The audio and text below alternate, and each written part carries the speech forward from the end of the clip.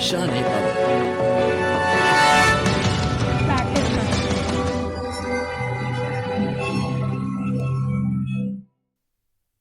वही ब्रेक के बाद आप सभी का स्वागत है। खबर मथुरा के गोवर्धन से, जो घर से सामान लेने बाजार जा रहे एक डिजिटल संस्थान के पत्रकार पर जानलेवा हमले का मामला प्रकाश में आया है। घटना की सूचना पर पहुंची पुलिस ने घायल पत्रकार को अस्पताल में भर्ती कराया है, जहां उसकी हालत जो है वो काफी चिंताजनक बताई जा रही। आपको बता दें कि दैनिक भास्कर डिजिटल के पत्रकार हरिकृष्ण कुमेरिया हाथी दरवाजा गोवर्धन से अपने घर से बाजार सामान लेने गए थे। आरोप है कि घर के बाहर राधा मोहन सैनी, बोना उर्फ दीपक, मीना सहित 2 अज्ञात लोगों ने गाली गलौज करते हुए उसके साथ मारपीट की है। देखिए, मेरे पड़ोसी है राधा मोहन और इसका लड़का है दीपक उर्फ बोना और उसकी पत्नी है यमुना, राधा मोहन, जो कि अक्सर मेरे बच्चों को बहुत परेशान करते रहते हैं। तो आज मैंने उसको समझाने का प्रयास किया कि भाई इस तरह के मत किया करो, हमने भी रहना, आपने भी रहना, इस तरह परेशान करो तो लाभ नहीं है। लेकिन वो जैसे समझाने गया था वो आक्रोशित हो गए, मेरे गाली गलौज देने लगे। कितने लोग थे? अब वो वैसे उनके 2 लड़कियां और एक लड़का था, जब स्वयं राधा मोहन था और जमुना थी, और एक लड़का गोपालो था।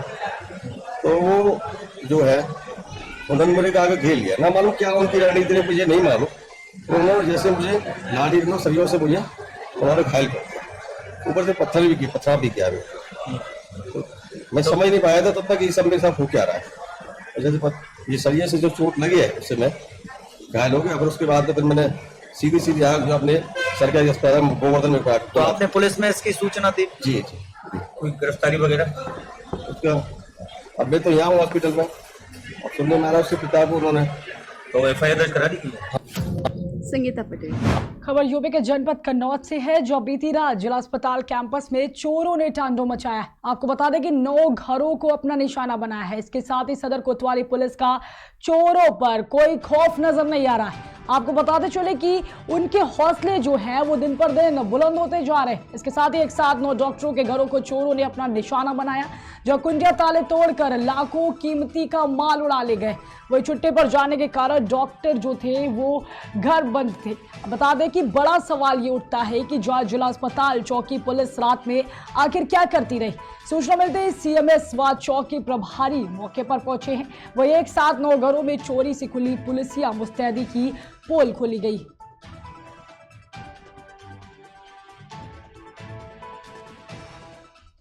संगीता पटेल। आज क्या हुआ, क्या देखा आपने? आज कैंपस में सवेरे वही 4:30 बजे की या 4 बजे की लमसम मैं कुत्ते यहाँ बहुत भौंक रहे थे, हद से ज़्यादा भौंक रहे थे, कंटिन्यू भौंक रहे थे।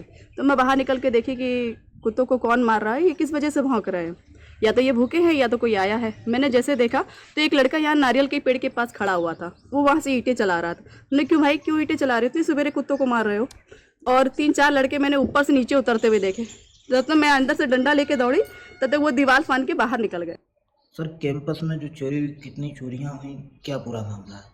आज सुबह ही हम लोग संज्ञान में आए हैं। हमारे प्रांगण में कम से कम 7 से 8 जगहों के ताले काटे गए हैं, और इसमें चिकित्सकों के आवास भी हैं, कुछ परा चिकित्सा कर्मी भी हैं, उनके भी ताले तोड़े गए हैं, और सामान अस्त व्यस्त बिखरा पड़ा है। उनसे दूरभाष पे बात करने पे पता चला है कि सामान उनके गायब हुए हैं, और इसकी तहरीर हम लोग पुलिस को देने जा रहे हैं। और ये सुबह ही हम लोग के संज्ञान में आया है। वही खबर गोरखपुर से, जो आबकारी विभाग द्वारा चलाए जा रहे प्रवर्तन अभियान के अंतर्गत रात में आबकारी व पुलिस की संयुक्त टीम द्वारा थाना गगहा में स्थित ईंट भट्टों पर दबिश दी गई।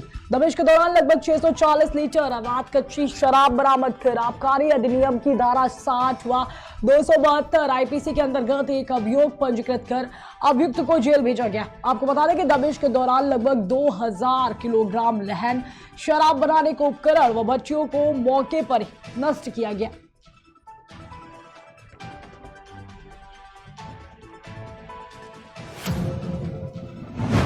वही खबर गोरखपुर से है, जब मुख्यमंत्री योगी आदित्यनाथ गोरखनाथ मंदिर पहुंचकर मां कालिका मंदिर में हवन पूजन कराए।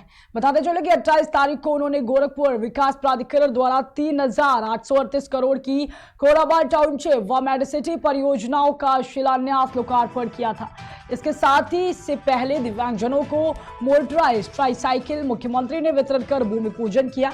बता दें कि ADG, IG, commissioner, GDA, VC GM, SSP सहित सांसद, विधायक, गणमान्य आदि लोग वहां पर उपस्थित रहे।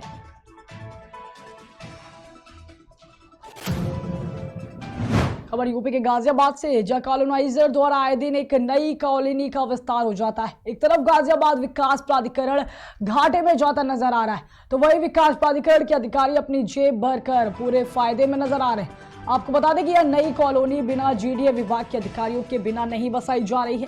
कॉलोनाइजर जीडीए के अधिकारियों से साठगांठ कर अपनी मनमानी चला रहे हैं। कुछ नहीं कहा, हमारी रजिस्ट्री हो रखी है, दाखिल खारिज हो रखा है सर, सारी चीजें हो रखी है हमारी। अभी अधिकारी नहीं, ये अधिकारी जो डीलर बेच रहा है, यहाँ की रजिस्ट्री बंद करो, यहाँ का दाखिल खारिज बंद करो। तरीका तो ये है ना सर। कौन डीलर था जो बेच रहा था? ये तो बहुत सारे डीलर थे। मैं आपने किस डीलर से लिया था? मैं तो एक विजय नाम है, दिल्ली में रहते हैं, उनसे लिया है। अच्छा, और यहाँ कितने लोगों ने ऐसे मकान ले रखे हैं? मेरे 5-6 रिश्तेदारों ने ले रखे हैं सर। तो ये जो इन्होंने तोड़ा है आज, नहीं, क्या बताइए, कोई नहीं कोई नोटिस सर, कोई नोटिस नहीं होता। जब इन पुलिस वालों को, इनको सबको पैसा खाने को नहीं मिलते ना, तो ये ऐसे बुलडोजर उठा के आ जाते हैं। नहीं, योगी जी कहते हैं गरीब की झोपड़ी में बुलडोजर नहीं चलाते, क्या कहना चाहेंगे? देखो, पहले हमारी कच्ची बाउंड्री हो रखी थी, ठीक है, पहले इन्होंने ढा दी थी। 10-20 हजार रुपए लगा, तो डीलर ने बोला कि वो तो प्रशासन ने कराए, ठीक है, चलो हमने कोई बात नहीं। अब हमने इतने साल वेट करके, जब आसपास सभी मकान बन रहे हैं, तब हमने अपना मकान बनाया। तो ये योगी जी ये पहले नोटिस देते हैं ना, हम मकान वालों को देते हैं ना, हमारा मकान तोड़ रहे हैं ना, डीलर तो बेच के चला गया यहाँ से, मकान तो मेरा टूटा है ना, तो मुझे नोटिस क्यों नहीं मिला? डीएलएफ अंकुर बिहार में भी सील लगाई गई थी, वो भी जो है दोबारा, जो भी हमारे सील को तोड़ेगा हम उसके खिलाफ कार्रवाई करेंगे, उसके खिलाफ एफआईआर दर्ज कराएंगे, और जो भी उनको जो है कार्रवाई होती सारी कार्रवाई। खबर यूपी के महोबा से, जो उत्तर प्रदेश उद्योग व्यापार मंडल के प्रदेश अध्यक्ष के आगमन पर रैली निकाली गई। इसमें चरखारी उत्तर प्रदेश उद्योग व्यापार मंडल के 50 वर्ष पूरे होने पर स्वर्ण जयंती वर्ष मनाया जा रहा है। इसके उपलक्ष्य में चरखारी नगर में रैली निकाली गई है। आपको बता दें कि रैली का शुभारंभ सहारनपुर से हुआ था। यह रैली प्रदेश के सभी जिलों में निकाली जाएगी। वहीं रैली का समापन 8 मई को श्याम बिहारी मिश्रा जी के जन्मोत्सव पर लखनऊ में समापन किया जाएगा। व्यापार मंडल के 50 वर्ष पूर्ण होने पे ये व्यापारी स्वाभिमान यात्रा हम लोग पूरा उत्तर प्रदेश उद्योग व्यापार मंडल निकाल रहा है, क्योंकि 13 मार्च से सहारनपुर से चालू हुआ था और इसका आज 16वां दिन है। व्यापार मंडल की यात्रा पूरे पश्चिमांचल, आपको इलाहाबाद, अलीगढ़, मथुरा, आगरा, इटावा, सब झांसी को होते हुए करीब 22 शहरों में अपनी यात्रा कर चुका है। ये यात्रा होने वाली है। इसका समापन आज श्याम अगर उत्तर प्रदेश उद्योग व्यापार मंडल ने व्यापारियों के हित में कौन कौन से कार्य किए हैं? उत्तर प्रदेश उद्योग व्यापार मंडल ने धारा 3/7 हटाने का काम किया, सर्वे चापे खत्म कराने का काम किया। इससे क्या व्यापारियों को क्या लाभ होगा जो आप यात्रा निकाल रहे हैं? देखिए, व्यापारी की एकता का प्रदर्शन है ये, और शासन प्रशासन की तरफ से यहाँ व्यापारियों का स्पष्ट संदेश है कि प्रदेश का व्यापारी अगर किसी संगठन के साथ एकता के साथ खड़ा है तो वो उत्तर प्रदेश उद्योग व्यापार मंडल है।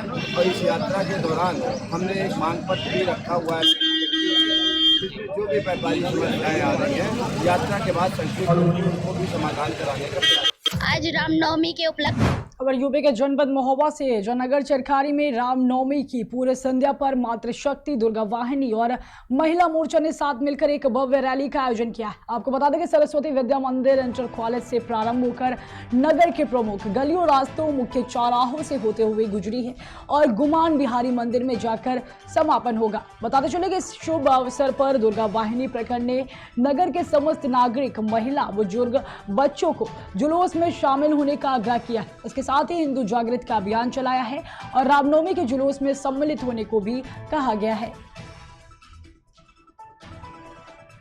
आज रामनवमी के उपलक्ष्य में ये जुलूस निकाला गया और जन जागरण यात्रा निकाली गई, जिसमें रामनवमी में और ज़्यादा से ज़्यादा लोग आ सके और हमारी यात्रा सफल हो सके रामनवमी की। 30 तारीख का क्या प्रोग्राम है?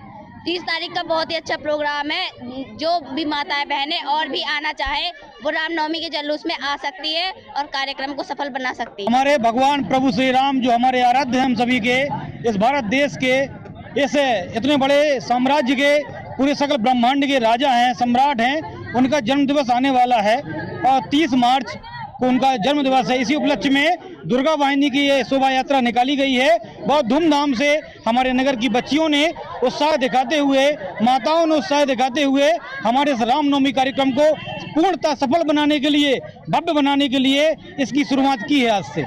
30 तारीख को शोभा यात्रा कहाँ से प्रारंभ होगी, कहाँ पर समापन होगी? बिल्कुल, हमारा चरखारी नगर है, धार्मिक नगर है। यहाँ तो ये तो उत्सवों का नगर है, जगह जगह मंदिर हैं, बड़े बड़े परंपराएं चल रही हैं। इसी परंपरा के क्रम में भगवान श्री गुमान बिहारी मंदिर से लेकर के हमारा संतोषी माता मंदिर तक, जहाँ बहुत बड़ा तालाब बना हुआ है, वहाँ ये सभी पूरे शोभा यात्रा जाती है, कलश यात्रा जाती है। आज रामनवमी के उपलक्ष्य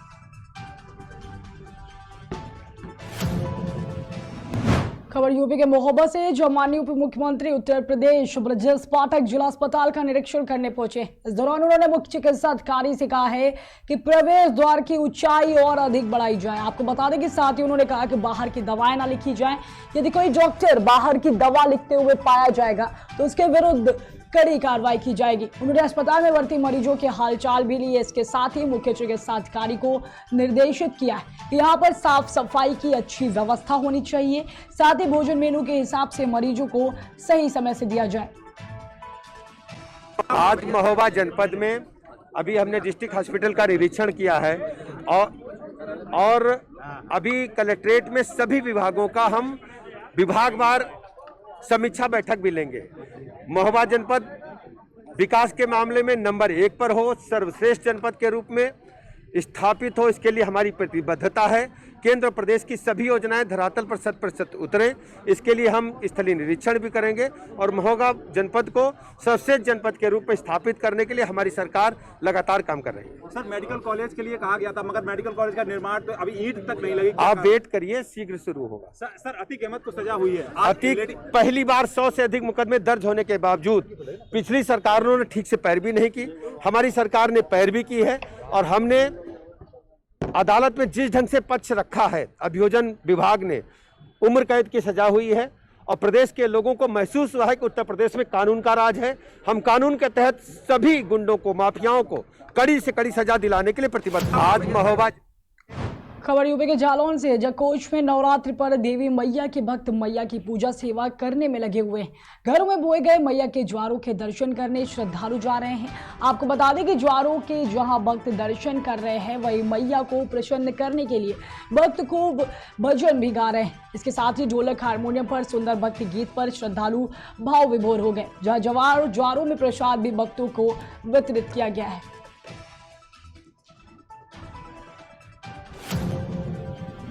वही खबर मथुरा के छौता से, जो नगर के गंगा जी मंदिर पर भारतीय किसान यूनियन टिकैत की बैठक संपन्न हुई है, जिसमें आसपास के गांवों के किसान एकत्रित हुए हैं। साथ ही बैठक में प्रदेश प्रवक्ता गजेंद्र परिहार ने कहा है कि राज्य और केंद्र सरकार को किसानों की फसल का उचित मुआवजा देना चाहिए। अगर सरकार ने किसानों की मांगे नहीं मानी तो भारतीय किसान यूनियन सड़क पर उतरकर प्रदर्शन करेंगे। आपको बता दें कि चंद्रपाल सिंह, जिला उपाध्यक्ष भारतीय किसान यूनियन, ने कहा है कि सरकार को वन फार्मर वन पॉलिसी लागू करनी चाहिए। किसानों से 2 जगह प्रीमियम काटा जाता है बीमा का। किसान कोऑपरेटिव से खाद बीज लेता है और कॉमर्शियल बैंक से केसीसी लेता है। दोनों जगह किसान से लोन सिक्योरिटी के लिए दोनों जगह प्रबंधन के जो लोग हैं वो पॉलिसी काटते हैं। और इस बार क्या किया है, खरीफ की फसल का और रबी की फसल का दोनों जो पॉलिसी है किसान की, वो अपर सचिव की यहाँ AIC बीमा कंपनी की एक लखनऊ में मीटिंग हुई और उसमें एक आदेश जारी कर दिया है कि जिन किसान की 2 पॉलिसी है वो दोनों पॉलिसी किसान की निरस्त की जाए। तो किसानों की मांग है वन फार्मर वन पॉलिसी लागू की जाए और जो किसानों की जो पॉलिसी निरस्त कर दी है वो तुरंत बहाल की जाए और किसान को जो नुकसान हुआ है फसलों में उसकी किसान की भरपाई की जाए। किसानों की मांग है कि वन फार्मर वन पॉलिसी लागू की जाए, जो कैंसिल पॉलिसी है वो किसान की एक पॉलिसी दी जाए और दूसरी बात जो लैप्स पंचायत कर दी है वो बीमा कंपनी और सरकार दोनों आंकड़ा साझा करके किसान की लैप्स वाली पॉलिसी का भी प्रीमियम वो किसान को धनराशि दी जाए। ये सबसे पहले तो धन्यवाद देना चाहेंगे आपके इस चैनल को, जो छाता क्षेत्र में, मथुरा जनपद के छाता क्षेत्र में और गोवर्धन जो हमारी तहसील है, इसमें अति वर्षा से किसानों की फसल पूरी तरह चौपट हो चुकी है। फसल भी चौपट हुई है, कुछ बीमा कंपनियों ने भी लूट मार बचा रखी है। किसान बीमा ना करे तो बीमारी, और बीमा कर ले तो लूट मार कंपनी सरकार ने लगा रखी है। बीमा किसानों के काटे गए हैं, 2-2 बैंक से काटे गए हैं। किसान अनपढ़ है और अब सुनने में आया है कि 2-2 जगह होने के कारण वो बीमा निरस्त कर दिए गए हैं। किसान किसके दरवाजे पे जाके रोएगा? सरकार कहती है कि हम किसान को बीमा का लाभ देते हैं।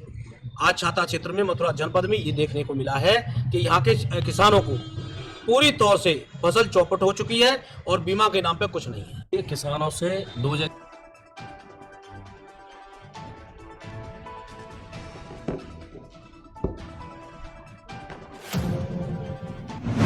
रुकते एक छोटे से ब्रेक के लिए, जल्द हाजिर होंगे।